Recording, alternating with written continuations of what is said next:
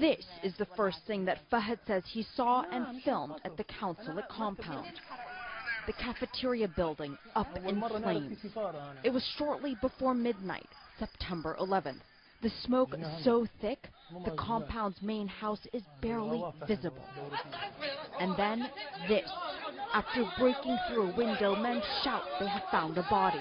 Suddenly, one of them cries out, "He's alive! He's alive!" The crowd cheers, "God is great!" Rushing for a car, they realize it's a foreigner. I was filming the video and I thought it was an American, Fahad recalled, but I thought it was a driver or a security guy. I never thought it was the ambassador. It's clear from the rest of the video that the man they pulled out was Ambassador Christopher Stevens. Fahad says he was alive, but barely. He had a pulse, and his eyes were moving, Fahad says. His mouth was black from all the smoke. 10 minutes later, rushed through the Benghazi streets in a civilian's car, the ambassador arrived at the hospital. But it was too late. Dr. Ziad Abu Zaid tells us he got a code blue call. Patient arrested, needs resuscitation. No pulse, no breathing. He too did not realize it was Stevens.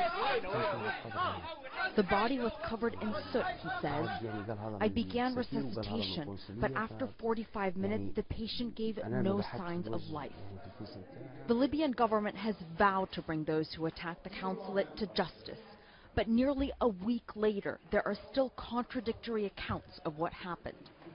The head of Libya's National Congress, Mohammed al-Mugharrif, says it was a pre-planned attack, that the government has arrested dozens of people, among them members or sympathizers of al-Qaeda, and a handful of foreigners.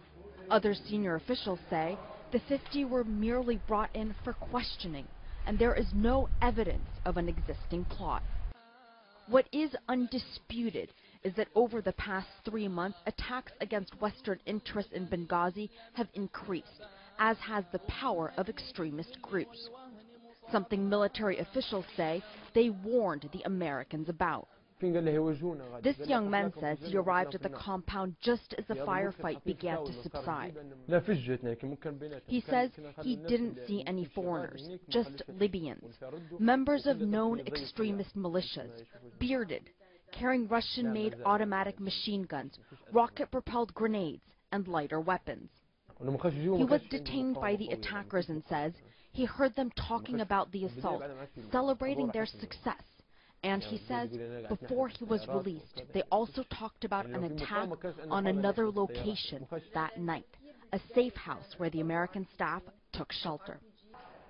Perhaps we'll never know exactly what happened that night, but it's a far cry from the dreams of so many Libyans when they rose up last year. Arwa Damon, CNN, Benghazi, Libya.